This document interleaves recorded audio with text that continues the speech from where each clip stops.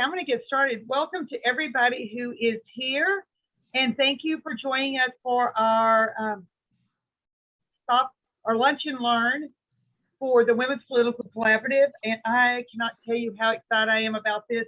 And thank you, Sarah. I'm going to shout out to Sarah Lee Woods, who gets to claim Greg Thomas as a brother-in-law, and for suggesting that we do this program. And Greg, you can jump her afterwards for getting you in this mess. So as a reminder, before I introduce our moderator, just to remind everyone, next Thursday at our Lunch and Learn, we will have Dr. Michelle Fiscus, who will be joining us for the program to talk about vaccinations and children.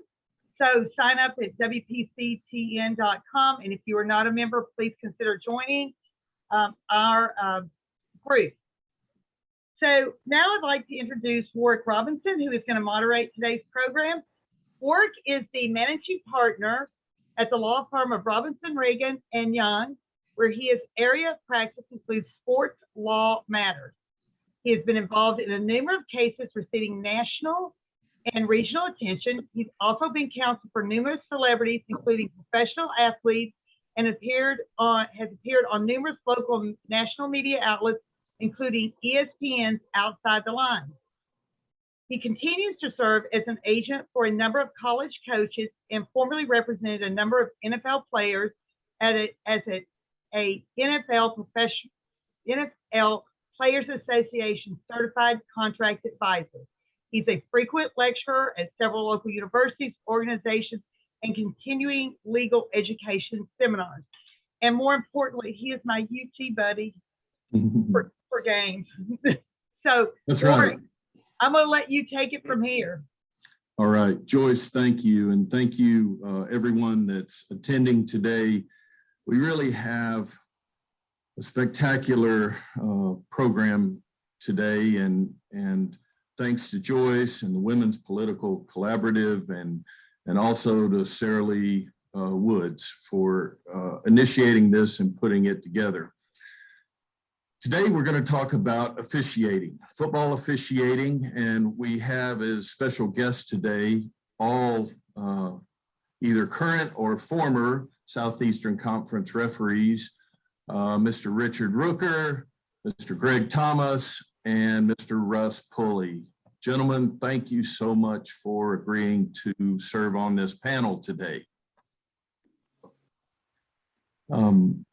What I would like to do is have each of you, and we'll start with Ricky Rooker. Ricky, if you would just give us sort of a 2-minute background about how you got started officiating football games, how many years you worked in the SEC, what position you worked as an official, and really your path. Okay, Warwick. Well, thank you, and I appreciate everyone joining us today. And it's we're talking about football, so we're all pretty excited about that. And it's that time of year for us to start watching and then participating and enjoying the game that we love. Warwick, right out of high school, I went to my local football association high school meeting, and I started out officiating just, the little kids, the 6 and 7, 8 and 9, 10-year-olds, 12-year-olds, and moved up from there. And then you move up to junior high, then into high school. Then you just move up into, started in the OVC. I worked 4 years in the Ohio Valley Conference, then worked 4 years in the Sun Belt Conference when it was new. And then worked 13 years in the Southeastern Conference as a side judge. Okay. And you have retired from the officiating with the SEC, is that right? That is correct. And 2018 was my last year on the field. Okay. Greg, tell us some background about you and officiating and sort of your path. Yeah, so I really got interested in officiating because my father officiated. And that's what sort of initiated my interest to start with. He officiated in the SEC, so kind of grew up with it, never really had any intention of getting into it until I finished college and did same path as Ricky, started working with the local Nashville Association and, working junior high games and, high school games. And then I took the same path. I started in the Ohio Valley Conference, was in the Sun Belt. And then I just retired after last season from the SEC after 19 years.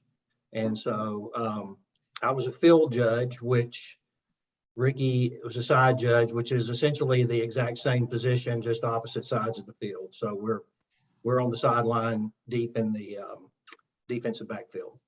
Okay. Thank you, Greg. Russ, tell us a little bit about official Russ Pulley. Well, I started as a baseball umpire. My dad was a baseball umpire, and that's how I got into officiating. I grew up in Virginia. I didn't grow up out here.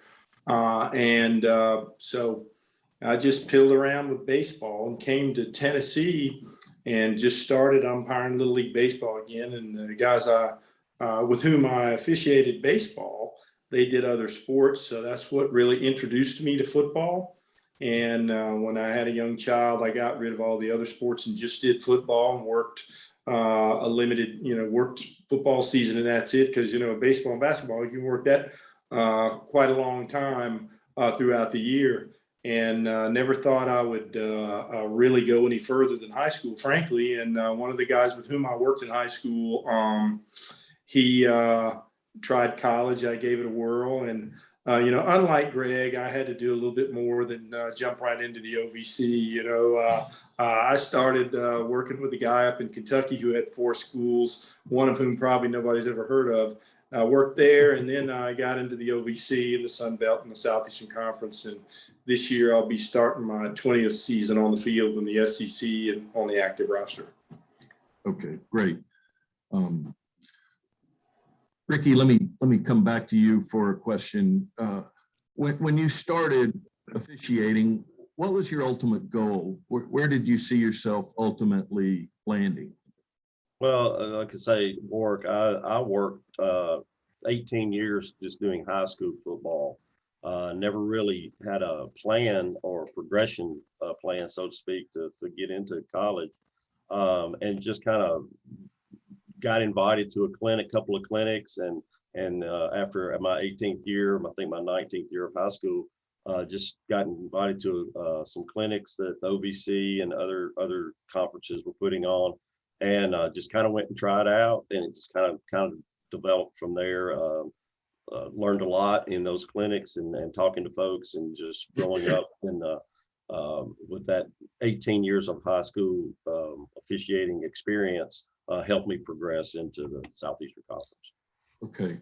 Greg, I heard you say that you have some family that officiated. When you first started, did you have an ultimate place you wanted to land as an official?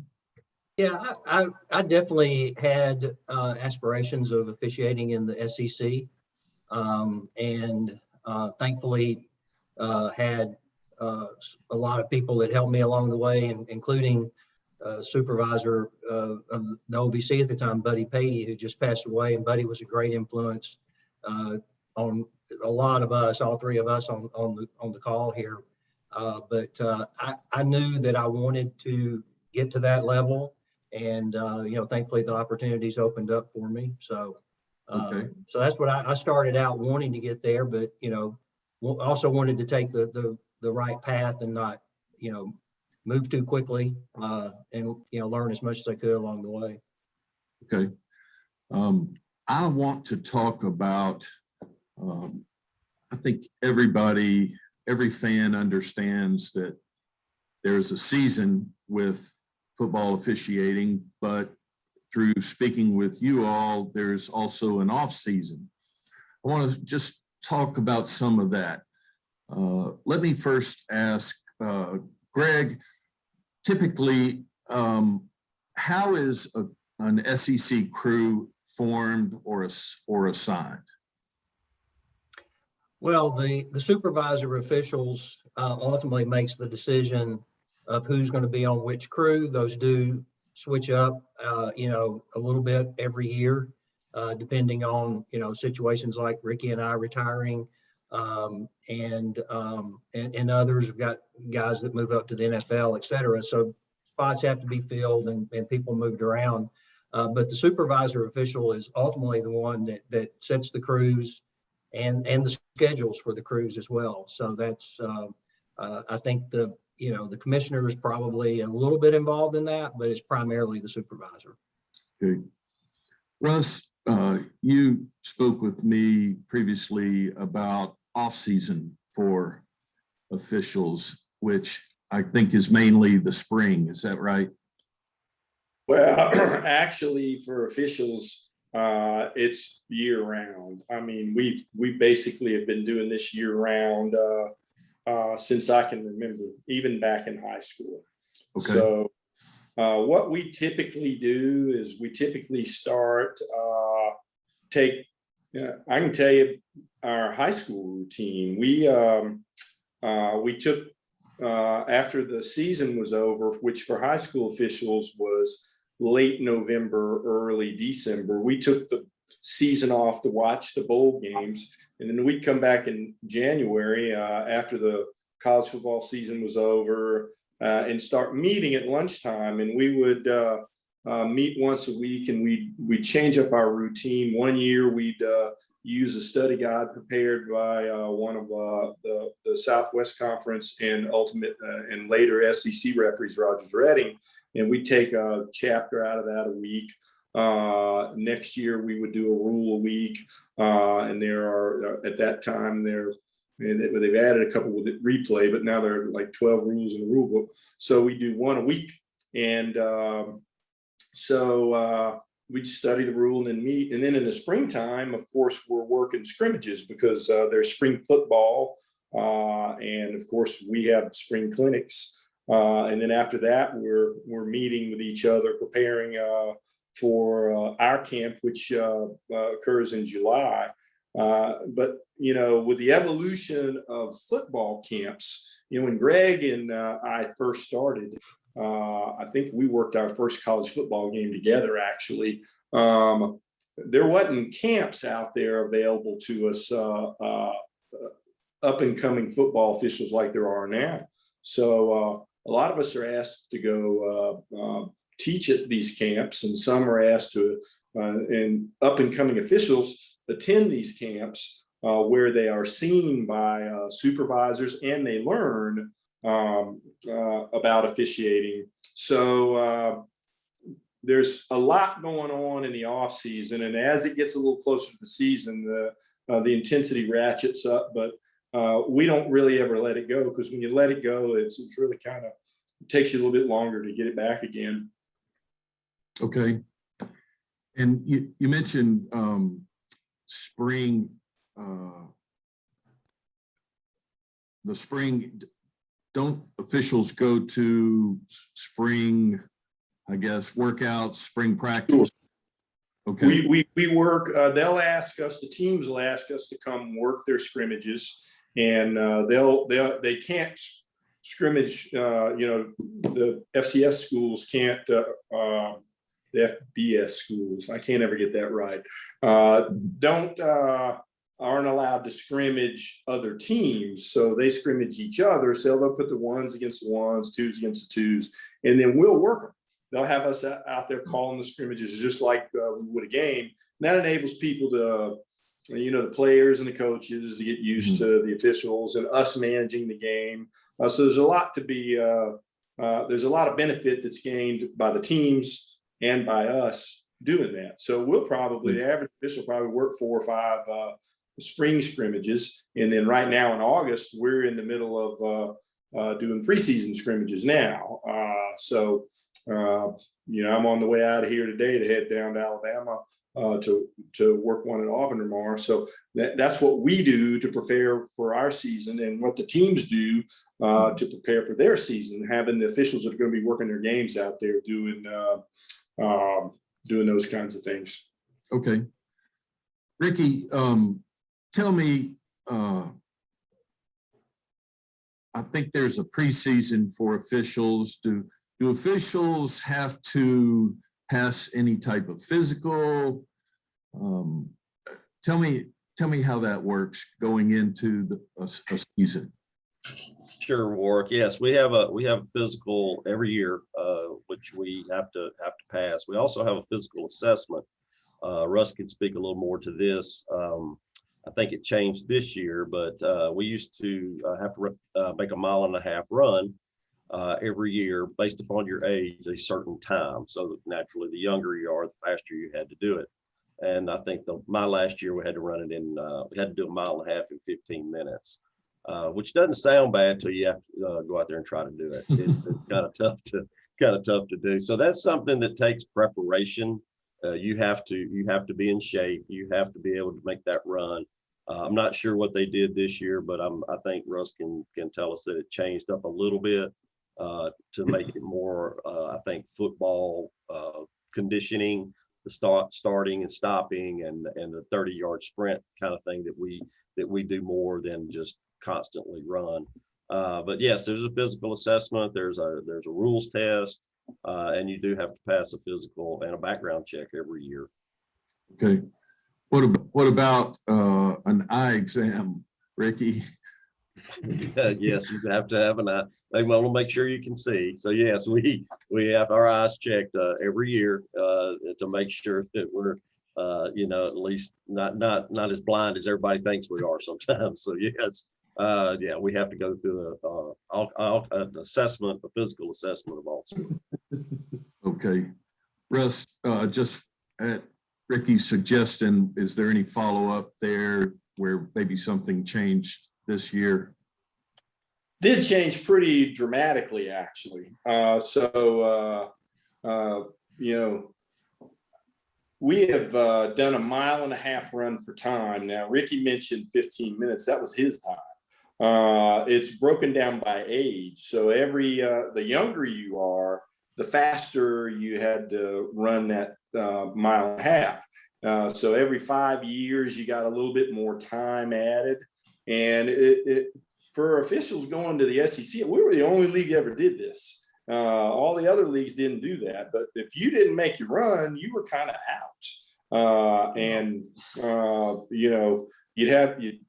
If you had a medical excuse, and you have to go run somewhere else and not at camp. But they changed this year, really kind of at the last minute, about a month before camp. We went to what is perceived to be a much more realistic assessment of our ability to officiate the game. And so we did 30-yard sprints. They were timed. We had to do them within a certain number of seconds. We had to do 24 of them back to back. And then there was an agility test that you had to do, and that was timed. And that replaced the old 1.5 mile run. And of course, everybody does a medical assessment. And it's interesting that, that medical assessment, you go get a physical and you go do a stress test. And it's really interesting how many people who there's a handful of people that either don't pass the test, the physical examination, or they learn things about themselves that there's been 2 or 3 instances where people have learned things through that physical assessment that actually saved their life. We had a guy a few years ago, official who's working today, had open heart surgery as a result of this, and he most likely would have died without it. And now he's out there working football games in the SEC. So it's really good. It's a good way for us to, it's challenging for us, but it's really healthy. Okay. Greg, can you talk a little about new rules come in every year? Based on your experience over the years, what was the deadline for a new rule to be announced? And did officials, if there's discussions about new rules, did officials give any input, or were officials part of the discussion with regard to rules that are being studied and ultimately changed? Yeah, so there's really, they started this several years ago, really every 2 years now are rules changes. During the off year, they'll still have some some changes, but those are more points of emphasis, or they may change anything as far as it has to do with player safety or conduct. But other rules are really reserved now for every other year. And no, the officials have very little input. It's coaches and athletic directors that really establish those. I don't know that there's a deadline, but generally those changes would be accepted and final by late spring. So those would be incorporated into the new rule book every year that we receive, and give us time to adjust to those rules and understand what the enforcements are and so forth. But really the officials don't have much input. That may have changed some in recent years, but generally there's been no official or someone representing officials involved in those discussions. And sometimes things get changed that have a domino effect that nobody really thinks about until it's already in place. And so we have always thought it would be very helpful to have an official point of view. And perfect example was several years ago when the play clock changed from a 25-second play clock when the referee gave the ready for play signal to the 40-second play clock. And that had a lot of ramifications that I don't think they thought about. It simplified some things, but complicated others, and actually took several years to sort some of those changes out.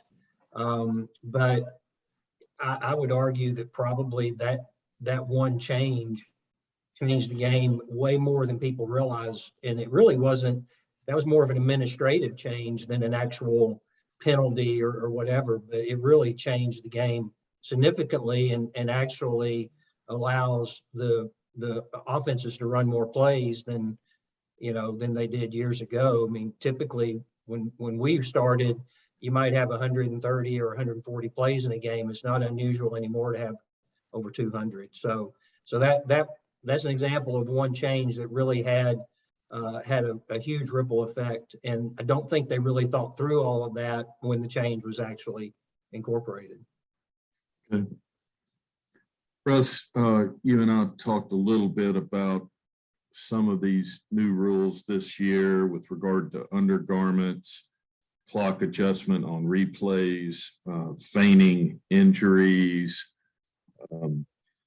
So when did you get the official updates on those specific rules that are changing for this season? We got them prior to the clinic. As Greg said, the process typically rolls out to us in the spring, and usually the purpose for that is so we can get the rules out to the coaches in the spring, experiment with them during spring scrimmages, and see if we need to make adjustments to those rules based on the application of these rules as we walk through it. So we typically will, I think the registration date for this for our college football organization was somewhere in late June. And so once we register, they'll send the rule book out with the final changes in it. And that's when we know they're coming. Then we get the rule book that has the final changes in there, and we're talking about them through Zoom calls. And then, we'll have our camp in July. And as Greg said, it's typically a 2-year process, and there is a window in that 1 year to make changes that deal with student athlete safety and maybe adjustments to a rule that was changed the previous year because of unintended consequences. And we had a few this year because this is the off season for rules. Okay. Ricky, tell me, traditionally, when would how soon or how quickly would you receive your officiating schedule? You asking me? No, Ricky. I was trying to go back to Ricky. Generally, Warwick, they would give you games. It may have changed since 18. But generally, they would give you games, maybe half a season or 3 or 4 games at a time. You never did really get your full schedule because things change and you know, injuries can happen and things of that nature. So generally when we received them then, it was about a four or five games at a time. You would get your next maybe 2 games 3 weeks later, and then, you know, on down the line until you received, you know, we got to the end of the season. But we generally didn't get the whole schedule based upon having to make changes and having to do things that would affect just getting it all at one time. So like a 4 games and then 2 games and then 2 games and then 2 games on through the rest of the season. Okay. Ricky, did you all ever get a weekend off? Yes, we did, and you typically would get 1 or 2 weekends off where we didn't officiate it. I have to go anywhere at all. A lot of times we would receive an alternate official assignment, which basically we would go and just run the clock on the field, the game clock on the field.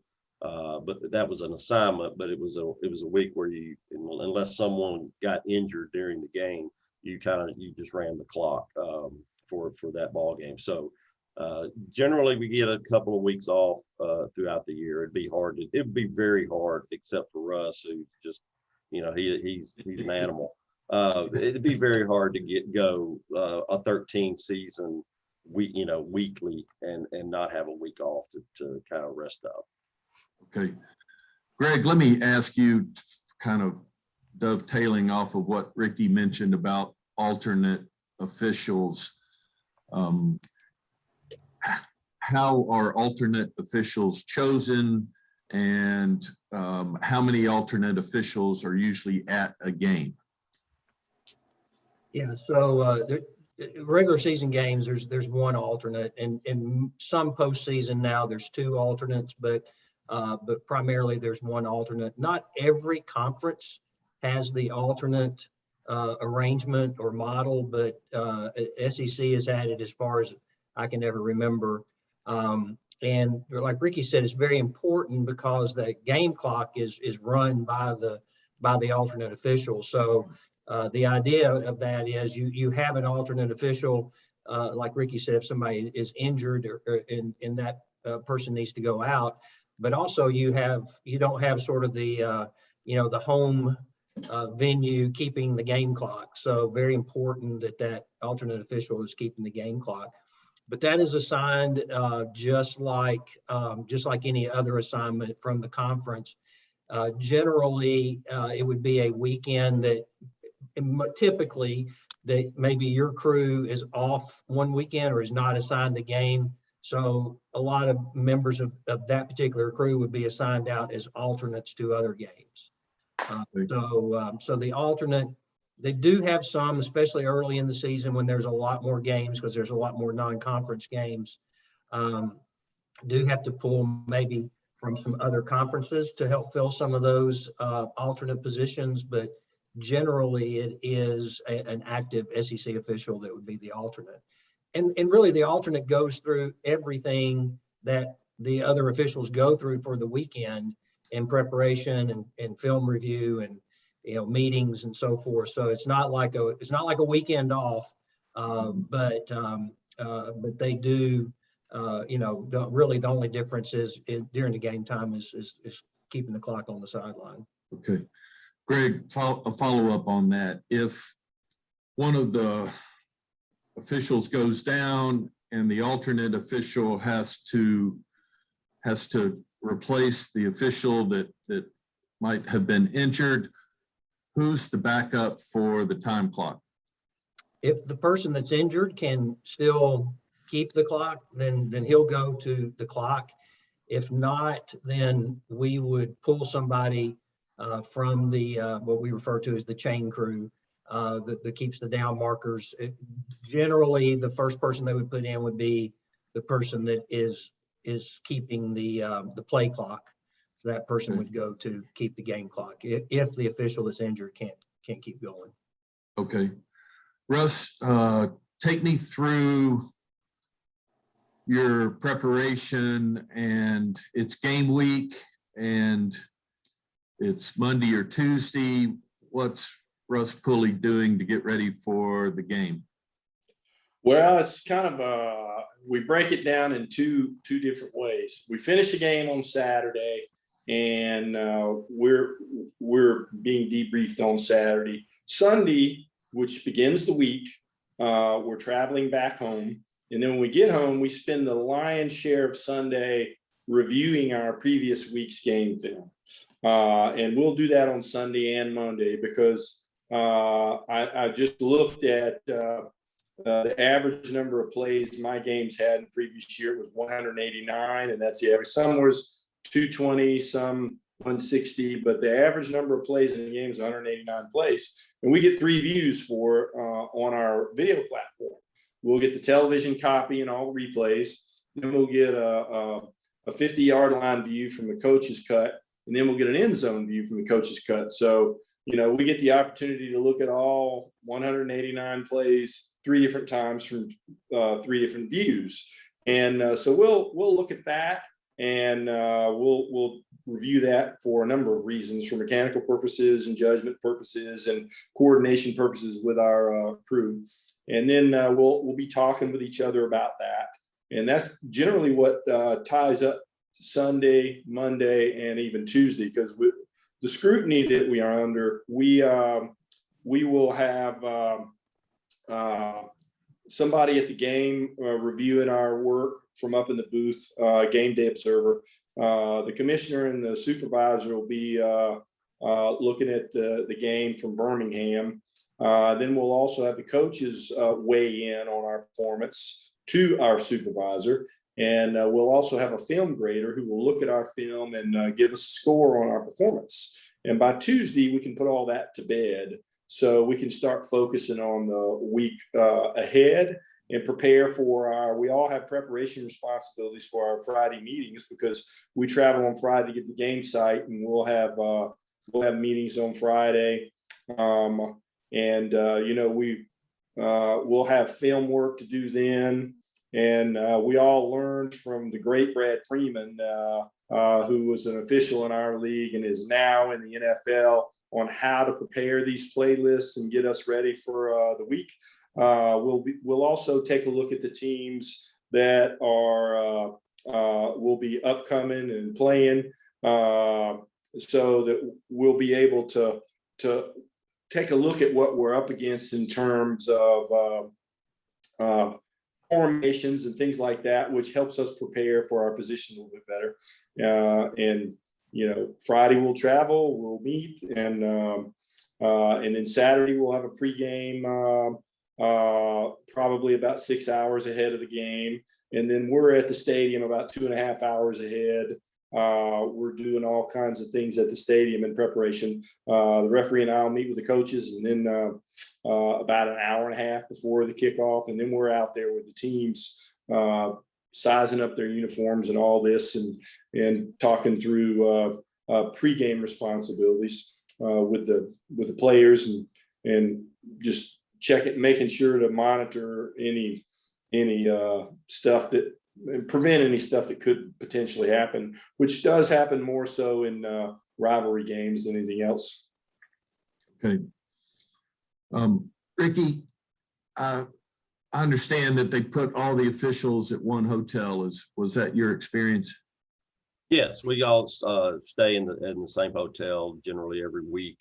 We have a hotel in each city that we generally stay the same place. So we're all together. We have a Friday night meal, and then a Saturday, like Russ said, Saturday morning pre-games, but we're always in the same hotel, city by city. I'm curious if, Ricky, I guess really from all three of you, if you have had fans approach you at the hotel and want to discuss a prior game or a current game. Not really. I think they probably recognize or know who you are. And they, fans are generally pretty nice beforehand. They know who you are. They generally know. They see us walk into meetings. They see us moving around the hotel, and they generally know who you are. But most of them are pretty nice. They only have good things to say before we leave anyway. Greg, do you have any follow-up to that or a different experience? Yeah, I mean, it's a lot easier to yell at us when they're in the stands as opposed to when they're in the hotel lobby. But a lot of the fans stay at the same hotels, and so to Ricky's point, they recognize us. And when you see 8 guys walking around a hotel on a game weekend in a small SEC town, and none of us have on any colors that relate to either team, we kind of stick out. So yeah, they do recognize us a lot, but really don't bother us much at all. Okay. Russ, let me ask you about compensation. And I'm not asking you to get into specific numbers, but I'm just curious, do you all get paid a flat fee for a game if you have to travel further? Do you get paid more if it's a hostile stadium? Do you get paid even more? And how does that work? So your hostile stadium question is sort of geared toward hazard pay. Is that right? Yeah. No hazard reward. We get Exactly. Hazard pay. and game fee and travel fee, and this year in our league for the first time we went to a flat fee. So they put all that together, and I'll tell you what it's evolved from. When I first started, we would get mileage to the airport, and then you get a fully refundable airfare for your travel to wherever it is you were going. So whatever the fully refundable airfare was, and the SEC administrator would just go to a travel site and come up with that number, and that's what you would get for your travel. They then evolved to, if you were outside of 250 miles, then you got a flat travel fee. If you were inside of 250 miles, they would just pay you mileage. And then a couple of years ago, it evolved to where they give you a smaller flat fee if you were inside 250 miles. And this year, they just gave the big fee, big travel fee to everybody for every game. And so it's one flat fee for your game, and that includes your travel and your game fee, out of which you will pay all of your expenses. So they give you a flat amount of money, but they put you up in hotels in these game sites, and it's typically, we're going to have to stay there anyway, but the hotels come with 2-night minimums, because you can imagine these small towns in which we play, and that's where Southeastern Conference venues are, with the exception maybe of Nashville. You got these small towns, and they make sure they get their money out of these hotels do on game weekend, because that's where lots of people invade their towns. I think that answers your question. It does. Do you get paid extra, Russ, if the game goes into overtime? Do you get an extra stipend for each overtime? No. You get your game fee, and that's it. And interesting you brought that up, because that overtime rules are changing for that reason, to kind of, for the safety of the players, to keep the game from going on forever. But no, you don't. Okay. Greg, let's talk for a second about bowl games. I think we all know SEC officials cannot officiate a bowl game involving an SEC team. How does that work? How do bowl game assignments work? How are people chosen? Do you keep your crew together? Tell us a little bit about that. Yeah, so first off, the NCAA assigns bowl games to conferences. So in other words, the NCAA would decide which bowl games the SEC is going to work, which bowl games the Big Ten officials are going to work, et cetera. So that's actually decided by the NCAA. Then the supervisor of each conference would then select officials to work bowl games, and those are assigned individually.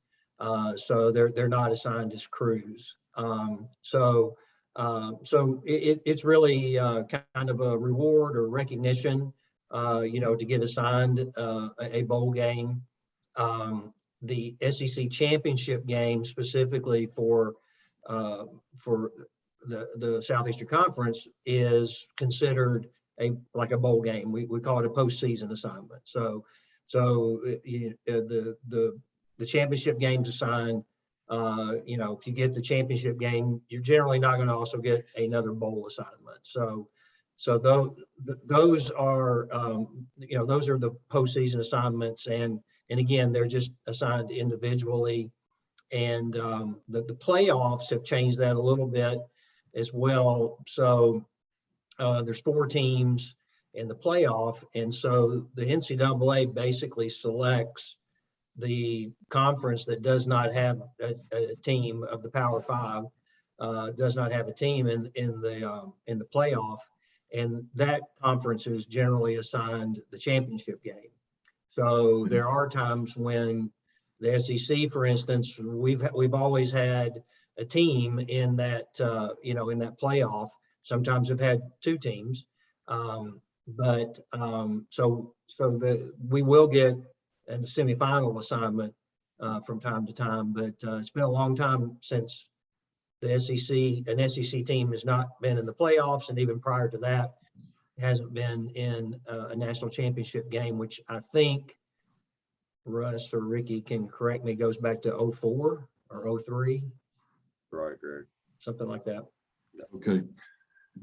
Greg, how does, if I'm with UCLA and we're playing Texas in the Cotton Bowl, and Dadgum Russ Pulley is going to be officiating that game, and he's averaging the most flags thrown per game of any official, how would I, as UCLA, do some type of research on Russ, and the other officials going into a game? Yeah, I know you just made that up, but that's actual. It really does happen. He does throw a lot of flag down. Yes, he does. Keep in your pocket, Russ. It is amazing. It is amazing how much time these teams spend watching officials and watching what we do. It is almost scary sometimes how much they know about sometimes a crew, sometimes even individually, tendencies and so forth. So they watch a lot of game video and spend a lot of time focusing on that. So it probably more than we even realize, but that definitely does happen. Greg, do you all get swag from the bowl games that you work? Well, it's probably a better question for Ricky. Yes, He was bragging about his Sun Bowl watch before we started. No. I did hear, Ricky, that you're like the Sun Bowl's all-time most popular. Yes. Yeah. I've been strapped with the Sun Bowl Official of the Year several times. So yes, I'm great recognition on my Sun Bowl performances, no doubt. Yeah, to answer your question, no, there's not much swag at all. Usually there's a watch, and that's about it anymore. It was different, years ago, but yeah, there's not much extra that goes on with the bowl games as far as the officials. Okay, let me ask all 3 of you all to comment on overtime. That's something that drives the fans crazy, and nobody's ever happy with it, but it just seems to change every year or 2. But I just want to ask you, all 3 of you, what your thoughts are. Ricky, what are your thoughts on overtime in college football? And I'm not sure what the new, Russ was talking earlier about the new changes in the overtime periods for player safety, so to speak. I think we went to a few years back. You could kick the extra point for a couple of series, and then we had to go to the 2-point conversion. You had to try to make the 2-point conversion. Overtime can be long. We've had some as long as 7 or 8 periods of overtime. That's a long time to be playing a football game. So I'm hoping that they've taken a good look at it and maybe come up with some kind of way to come up with the outcome of the game without getting players hurt or having to play a football game for 4 hours. That's a long time to go. But Russ probably can fill us in more on the new overtime rules. Russ, are you allowed, since you're still working, are you allowed to give your thoughts on overtime? I think we talked about it the other day. I mean, overtime, you play a contest for 60 football minutes and it ends in a tie. I can tell you that everybody wants the outcome to be as fair as possible. And that's what the NCAA is striving to do with their overtime rules, is to be fair.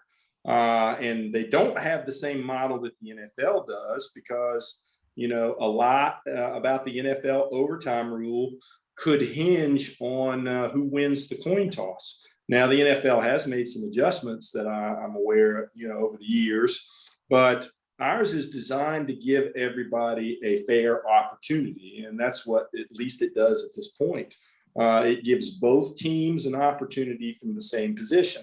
First overtime, they start at the 25-yard line going in, the plus 25, and it's down in distance from there. The second overtime, if they score a touchdown, they must attempt a 2-point try rather than kicking an extra point. And the reason is it's a little harder to get a 2-point try than an easy extra point. So they're trying to challenge the teams so that potentially would end, keep them from having successive overtimes like we've had. Now, the new rule, in addition to that, will be beginning with the third extra period, because if you end in a tie, each successive extra period, you're going to start it over again. Then there will be no possession series starting at the 25-yard line. They're just going to put it at the 3-yard line, and you're going to have a 2-point try. That's it. And from that point forward, that's all you're going to do is 2-point tries. So, and again, that's designed to with player safety in mind. They've already played 60 minutes, and now we're asking them to play more. We want to attempt to reduce the amount of time that we're taxing these players' bodies with extra play on a game day. Greg, what's your follow-up, if any, to that on overtime? Your thoughts on overtime? Yeah, overtime is necessary. I think everybody, especially the players and coaches, want overtime.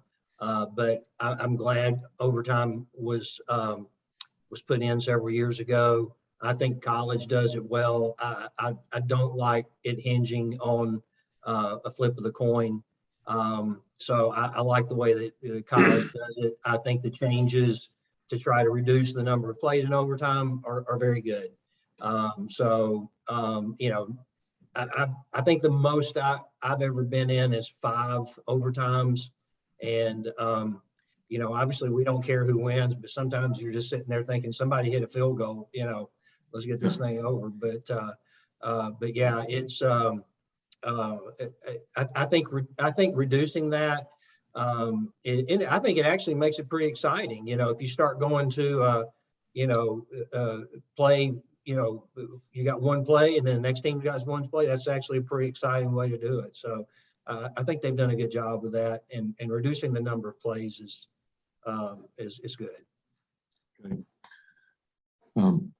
Ricky, let me ask you, one of our people joining us on the seminar asked if there are any conflicts or any games that an official cannot officiate because of a conflict. Whether it's, and I think that's really, you know, if your alma mater was the University of Alabama, can you officiate Alabama games? No, you cannot. And that's one of the conflicts is did you attend school there? Another one would be, do you have a child that attends school, you know, in an SEC school? Those are really basically the only two. If you have a connection to the school, if you, let's just say you sold, if you were a Coca-Cola salesman and you were the rep for that school, they would not allow you to officiate football for that school. So there's all kinds of things that could be in conflict, but basically because of your connection with a university. But those are the two main ones. If you have a child that attends school, if you attended University of Alabama, you're not going to be officiating an Alabama game. Okay. So those are the two basic ones. That's a great clarification. I didn't know all of that. I want to ask you all some questions, just sort of some general questions about your experiences, and get each of you to comment. We'll start with Greg. Greg, what's the most unusual game you ever worked? Well, that's actually a pretty easy one for me. This was Auburn at Mississippi State. I don't know, about 10 or 12 years ago. Final score was 3-2.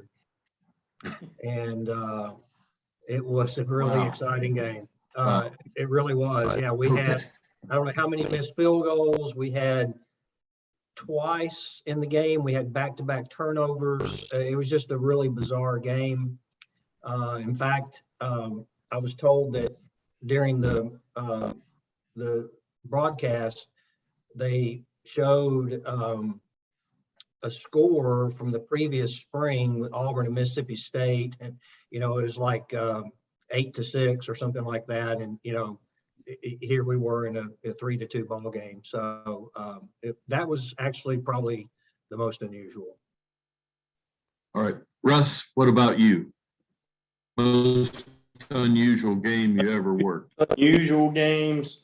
I guess from a playing perspective, probably the most unusual game I worked was, Alabama played at Mississippi State one time. Alabama was a big overwhelming favorite. And what was unusual about the game was Alabama just chewed up the yardage between the 20s. And, weird things happened when they got in the red zone. And I can remember the play at the end of the first half. They're inside the 20 threatening to score, and Mississippi State picks the ball off in the end zone, runs it back for a touchdown to end the half. And that's kind of the way the game went. I think Alabama turned it over 5 times and ended up losing the game to Mississippi State that day, which was really kind of unusual. And so that was one. And I also got a nice little present because we get tickets for these games. And you heard me mention the great Brad Freeman when I talked about film review. Well, he's a Mississippi State graduate, so those tickets were really hot. So I was able to give him 4 of our tickets in exchange for Super Bowl tickets when Brad eventually gets that game. So I want to make this public statement so he knows that that's still out there. Yeah, Okay. you sit back and wait on those Super Bowl. Ricky, most unusual game you ever worked? I would have to say Warwick, as far as just an incident in a game, would have to be a Georgia-Florida game. Once again, with the great Brad Freeman in there. We had Georgia-Florida down in Jacksonville the year that Georgia scored first and they stormed the field. I don't know if anybody remembers that particular game, but from that point forward, after we finally got everybody off the field and got some sort of order restored, that was an interesting game from that point forward. So it was, they don't like each other anyway. And when Georgia stormed that field, that it just ignited both sidelines. So as far as an unusual event happening in a game, that would have to be the first one. Yes. All All right, Greg, which SEC stadiums are the loudest in your experience? Wow. It'd be hard to measure. It might have a tie, I don't know, but LSU gets pretty loud. Florida. I would say those are probably the two, at least for me, my experience, seem to be the loudest. Russ, what about you? There's so many of them that get that way. If you get a really intense rivalry type, very important game, it can get really loud out there. Of course, Ricky understands that better than anybody because he used to work all those kinds of games. So he's the guy better to ask that question to. All right, Ricky. Russ. Ricky, which ones are the loudest? All of them. Good answer. All of them are loud. Good answer. All right, Greg, which schools fans are not shy, or which schools fans stand out to you that are not shy about sharing their thoughts on a questionable call? Same answer, all of them. All of them. All right. A lot of passion about SEC football, so yeah. Yes. Okay. All right. Greg, I'll start back with you. Without naming the school, what's the most dangerous object ever hurled at you from the crowd? A few beer bottles. Russ? I don't remember anything hurled at me at an SEC game, but I got a whiskey bottle thrown at me one time in a high school game. Ricky, what about you? I had won't mention the school, but I had a red suede ladies shoe thrown and whizzed right by my head, and I don't think that shoe was ever recovered. So that was coming off of the field after a tight ball game. Okay. That would be the winner for me. Joyce says we have about 4 minutes. And let's see, we've had a couple of questions. We talked about conflicts. Mr. Hickey wanted to know, was it the Ole Miss Alabama game in 2007 that one of you was referring to? I don't know if it was or not. Well, that'd be Rooker. He was in that game, weren't you, Rooker? I believe I was at that game. Yes, I believe it was. I think it was 07. Yes, that was the game I was referring to. Ole The Miss, shoe Alabama. game. Yeah. All right. The Yes. shoe game, we'll call it that. Yeah. Greg, what's the best insult ever hurled at you by a fan? Well, I have to think about that. I don't know. Russ or Ricky, you got one? I'll have to think about it. I've been looking at that question ever since, and I don't ever remember having an insult hurled by a fan at me that I could hear. Yeah. Can't hear them too much. Right. All right, let me ask you all one quick question. Do you gentlemen ever find yourselves being frustrated while you're frustrated with the officiating while you're watching a football game you're not working? Greg?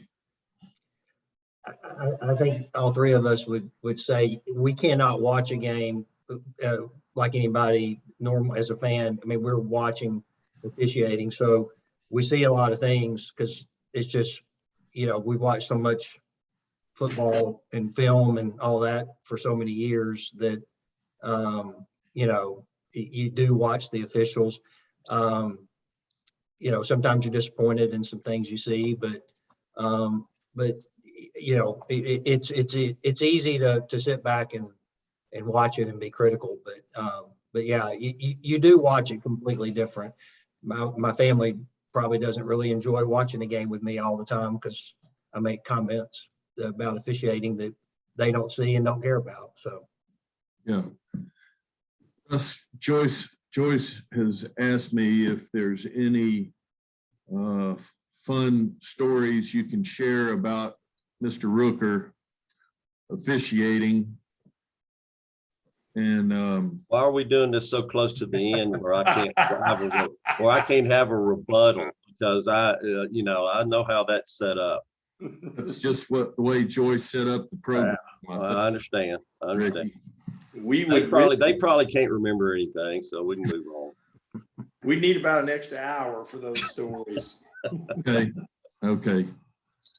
Well, Do we have video of you throwing that flag backwards over your head? Yes, we do. That was Arkansas, Tennessee. Yes, we have copies of that. We'll try to get out to you. all right. Joyce, are you on? I know we're up against the clock. We are up against the clock. So thank you all for doing this. Thank you, Greg. Thank you, Ricky, Russ. You know, this, like I said, I love this. I love SEC football. I love officiating. You all are great. And we are lucky to have so many officials that live in Nashville and willing to do this. So thank you all three. Nobody else wants to, Ricky, I'll give you the last word. Do you want to comment? You wanted the last word. Last word. No last words other than thank you for inviting us and thank you for letting us do that. I can speak for all officials. There's nothing we like more than talking about football. So we appreciate the opportunity anytime we get it. So thank you, Joyce. Maybe we can do And this thank you, again Warren. next year, Joyce. Perfect. Thank you, guys. Thank you to everybody for joining us today. Thank you, everyone. Okay, bye-bye. Bye, guys.